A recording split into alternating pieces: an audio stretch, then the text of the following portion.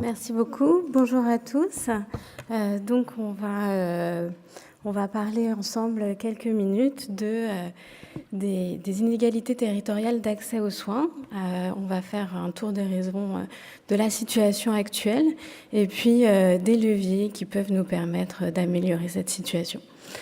Alors, vous trouverez tout de suite sur la carte en vert, j'ai fait apparaître en vert les zones les mieux dotées en médecins généralistes. Cet indicateur, c'est l'accessibilité potentielle localisée. C'est un indicateur maintenant qui est très utilisé et qui permet de dire pour chaque habitant de chaque zone combien de consultations potentielles, à combien de consultations potentielles ils peuvent avoir accès. Et vous voyez là, pour 2023, l'accès potentiel aux médecins généralistes. Donc vous voyez dans les zones en vert où le nombre de consultations potentielles est important, et puis les couleurs plus claires sont les zones où cela devient de plus en plus difficile, de plus en plus limité d'accéder à une consultation de médecin généraliste. Donc cette répartition hétérogène, elle vient d'abord de la raréfaction de l'offre de soins, puisque l'offre de soins a augmenté moins vite que la demande de soins, et on l'a vu hier, c'est en partie en raison de la chronicisation des maladies, et puis du vieillissement de la population.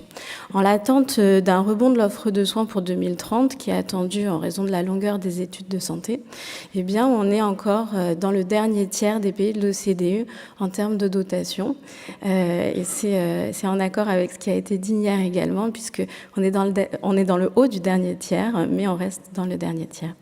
Et avec cette raréfaction de l'offre de soins, eh bien, elle s'est aggravée dans certains territoires plutôt que dans d'autres. Et comme vous l'avez sur la carte, on voit pour les médecins généralistes que ces inégalités, elles s'accentuent au détriment des zones rurales et périurbaines.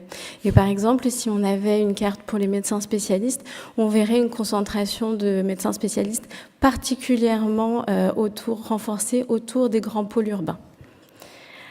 Alors cela a des impacts sur l'accès aux soins, et vous voyez sur la carte où j'ai fait apparaître en rouge les endroits où il y a une part plus importante de la population qui est à plus de 20 minutes d'offres de soins de proximité. Ici, dans cet indicateur, les offres de soins de proximité, ce sont les pharmacies, les médecins généralistes, les kinés, les dentistes et les infirmiers. Et donc, dans les zones en rouge, il y a un taux trop important de la population qui est au-delà de 20 minutes pour au moins un de ces soins. Et les Français le disent, les Français ne s'y trompent pas, puisque dans le dernier baromètre opinion de l'adresse, qui est donc celui de 2024, ils sont plus de 40% à dire qu'ils ne sont plutôt pas d'accord si on leur affirme qu'en France, tout le monde peut être soigné, quel que soit le lieu où il habite. Et puis ils sont même 71,5% à être plutôt pas d'accord sur le fait qu'en France, on a les mêmes délais d'attente pour se faire soigner, quel que soit l'endroit où on habite.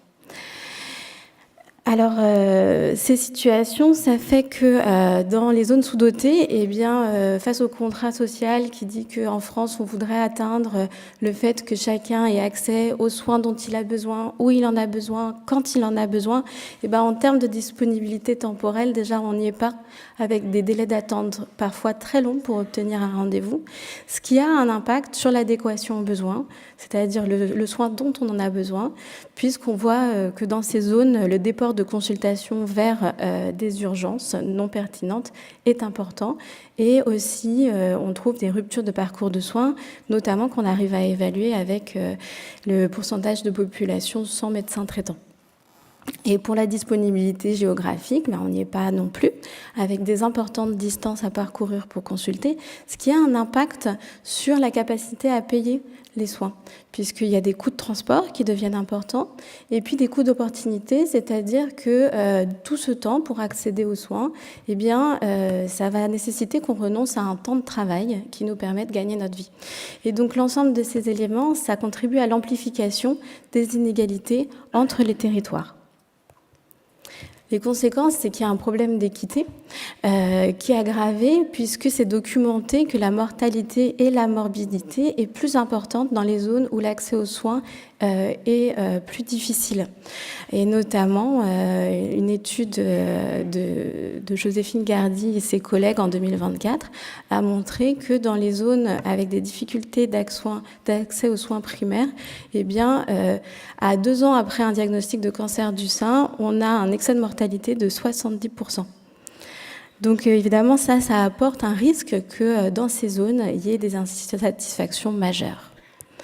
Alors pourquoi il y a des zones où on s'installe plus que d'autres? D'abord parce que c'est un marché où l'offre de soins, en l'occurrence les soignants, eh bien, ne vont pas s'installer dans les endroits où la demande est la plus forte. Il n'y a pas cette nécessité, notamment parce qu'il y a une inquiétude quant à la mise en œuvre de son projet familial dans les zones sous-dotées, avec une préoccupation de est-ce qu'on va y trouver un emploi pour le conjoint, est-ce qu'on va réussir à faire garder ses enfants.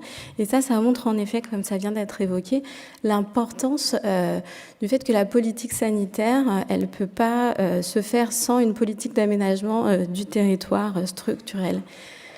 Ensuite, il y a évidemment la crainte de l'isolement dans la pratique, dans les zones sous-dotées, avec une anticipation pour les professionnels de santé d'une charge de travail importante et avec une forte pression de la demande. Et dans cette évolution qui est connue, que les professionnels de santé aiment de plus en plus travailler de façon regroupée, il y a une inquiétude que dans les endroits où il n'y a pas beaucoup de confrères, on ait des difficultés à trouver des confrères avec qui s'associer. Alors les leviers qui sont dans nos mains pour pouvoir répondre à ce problème, c'est d'abord les incitations financières. Les incitations financières, on en a beaucoup, on en a fait le tour en France, on en a mis beaucoup en place. C'est dur même d'être exhaustif sur le recensement de ces incitations, mais ça a montré une faible appétence des professionnels de santé pour ces incitations. Et il y a des travaux en cours actuellement à l'IRDS qui se demandent pourquoi c'est si peu efficace malgré les sommes qui peuvent être importantes, et avec la question de est-ce que c'est parce que, là en l'occurrence cette étude elle est sur les médecins généralistes, est-ce que les médecins généralistes ont déjà atteint leur revenu cible qui fait que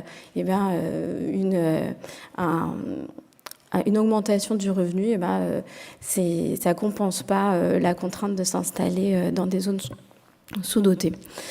Alors un autre levier qui fonctionne assez bien, c'est le levier pour améliorer les conditions de travail.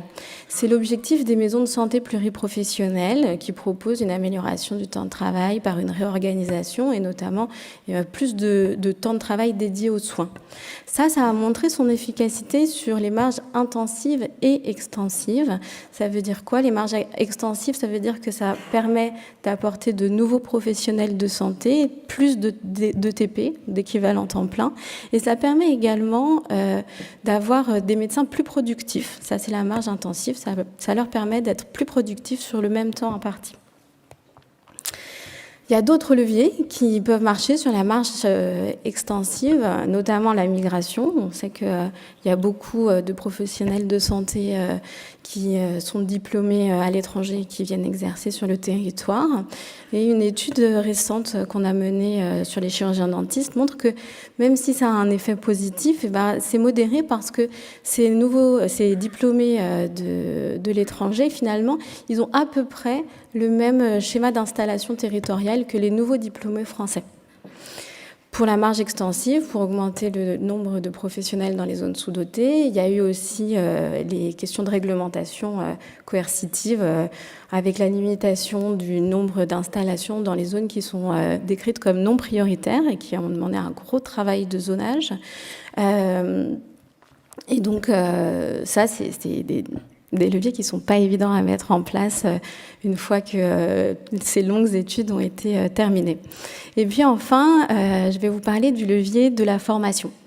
Le levier de la formation est très structurant, on sait ce qu'on va pouvoir en obtenir, mais ça nécessite de se projeter sur du long terme puisqu'on est sur des études longues. Alors, il y a différentes façons d'utiliser la formation comme levier de marge extensive.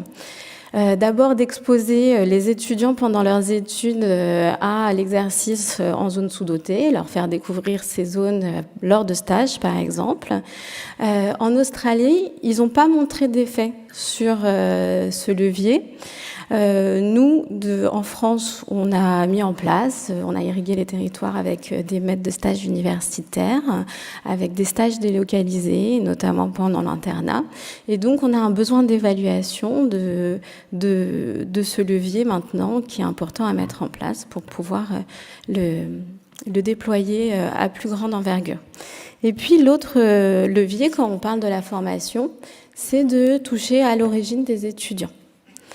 Pourquoi on a envie de toucher à l'origine des étudiants? Parce que ça a été montré plusieurs fois, à plusieurs reprises, que les étudiants qui sont issus de zones rurales, ce sont ceux qui ont le plus de chances d'aller s'installer ensuite en zone rurale. Il y a vraiment une appétence pour ces installations qui est très différente de celle des étudiants d'origine urbaine. Et donc, dans une étude récente, Magali Dumontet a montré que si on augmentait de 5% les étudiants d'origine rurale dans les études de médecine, ça augmenterait de 13% le nombre d'étudiants en médecine générale qui voudraient s'installer ensuite en zone rurale. Et donc, ces différentes études montrent l'importance de l'accessibilité territoriale des études de santé. Alors, comment faire pour changer l'origine des étudiants, pour augmenter la part d'étudiants d'origine rurale? La première chose, c'est de lutter contre l'autosélection. Puisque les étudiants, les lycéens des zones rurales, vont s'auto-censurer pour poursuivre des études médicales parce qu'elles sont loin, elles sont souvent situées dans des villes où la vie est plus chère et des villes qui sont éloignées du foyer parental. Donc il y a eu plusieurs expériences de lycée santé qu'il faudra évaluer. Et puis en Australie, ils ont fait carrément, et ils en sont très contents, des quotas d'étudiants ruraux parmi les étudiants en études médicales. Donc ça, eux, ils en sont contents. Maintenant, le dernier levier pour pouvoir jouer sur l'origine des étudiants, c'est également de rapprocher les formations. Comment on peut faire ça? Par exemple, avec cette question des antennes d'entrée en études, donc au moment du concours d'entrée PASS ou LAS. Et ça, c'est un dispositif qu'il faut évaluer, qui est pas encore évalué. Et mes collègues m'ont fait savoir que c'est difficile à évaluer actuellement parce qu'ils travaillent sur les données d'inscription et que souvent les universités ne précisent pas dans les données d'inscription que si l'étudiant a passé le concours dans l'antenne ou dans la maison mère. Et puis, plus récemment, il y a eu de nouveaux sites pédagogiques, par exemple en odontologie en 2022. Et donc ça, c'est très exigeant. Ça nécessite une structure d'accueil vraiment solide pour pouvoir répondre aux exigences opérationnelles qui accompagnent la mise en place. C'est quelque chose qui a été beaucoup fait dans les 10 dernières années à l'étranger, mais on n'a pas encore de retour sur l'efficacité de ces dispositifs. On a pour l'instant, surtout dans la littérature, des retours d'expérience en pédagogie. Donc pour l'instant, sur le sujet, on est surtout sur de la littérature en pédagogie médicale. Et il rapporte également l'intérêt de ces formations parce que ça permet également de faire des focus sur les besoins spécifiques des populations dans lesquelles on développe ces structures, puisqu'on sait que les besoins des populations sont fortement déterminés par les caractéristiques locales avec la pyramide des âges et les caractéristiques socio-économiques de la population. Voilà, nous y voilà. Pour conclure, les inégalités territoriales d'accès aux soins, elles sont connues, elles sont bien documentées à présent. Le levier d'incitation financière, c'est un levier qui a montré ses limites, on en est bien revenu. On a de nouveaux leviers sur lesquels on va pouvoir jouer et c'est nécessaire de les évaluer pour pouvoir les implémenter de façon plus efficace. Et puis probablement que la solution, ce sera d'associer ces différents leviers afin d'obtenir des effets complémentaires. Voilà, je vous remercie pour votre attention.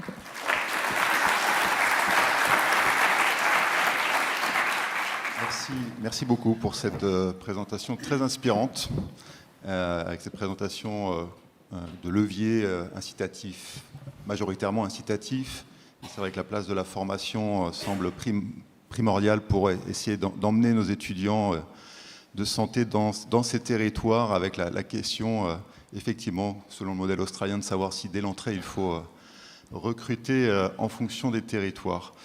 Nous avons le temps pour une ou deux questions, s'il y en a dans la salle. Ou à côté de moi. Question ? Non, oui, je crois. Oui, alors le micro arrive.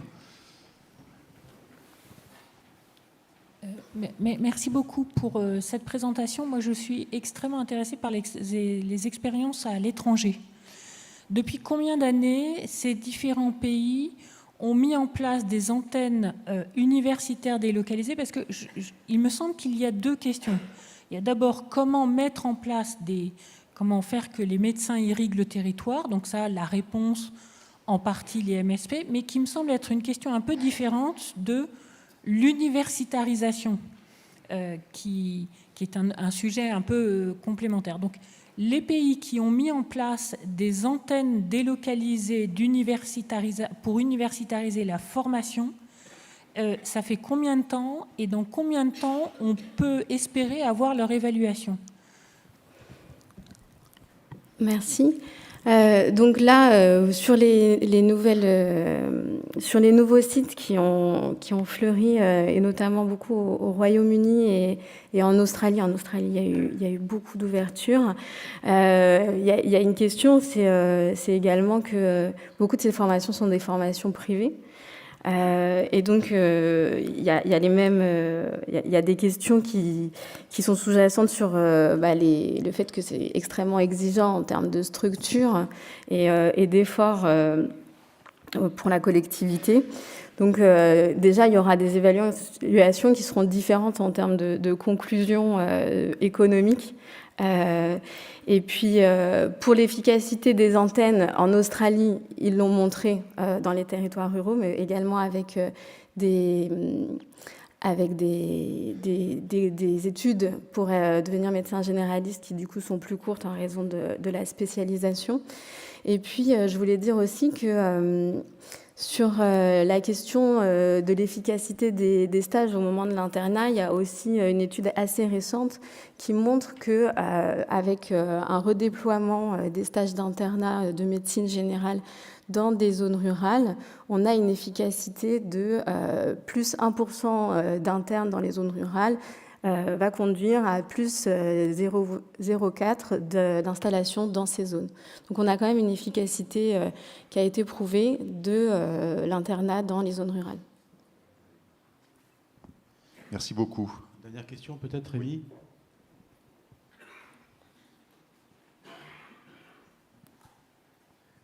Il n'y a pas que les zones, rurales où il y a des problèmes d'accès aux soins. Et vous l'avez soulevé, il y a aussi le problème du coût des études, de leur longueur. Donc il y a des dispositifs, et on l'a vu hier, où on a une augmentation des bourses. Et je pense que c'est un point qui me paraît important, de pouvoir effectivement aller dans les lycées et faire connaître ces dispositifs d'accompagnement. Et ça mettrait d'ailleurs, au-delà du problème de repeupler ou de remettre des médecins là où il y en a peu, c'est aussi de mettre un peu plus de mixité sociale dans cette profession. Je pense que ce serait, à mes yeux en tout cas, quelque chose d'important pour d'autres raisons que celui uniquement de l'accès aux soins. Mais c'est de faire connaître chez les lycéens effectivement ces dispositifs, parce qu'il y a beaucoup d'autocensure, probablement. Oui, il y a un gros phénomène d'autosélection, et puis on voit, mais c'est vrai qu'il y a beaucoup d'études sur les zones rurales parce que c'est plus facile à cibler. Et donc c'est pour ça que je voulais principalement montrer des résultats sur les zones rurales, mais il y a bien sûr d'autres zones qui sont touchées par ce problème. Sur les zones rurales, on voit quand même que dans les études de médecine, il y a moitié moins de pourcentage de population issue de zones rurales que dans la population générale.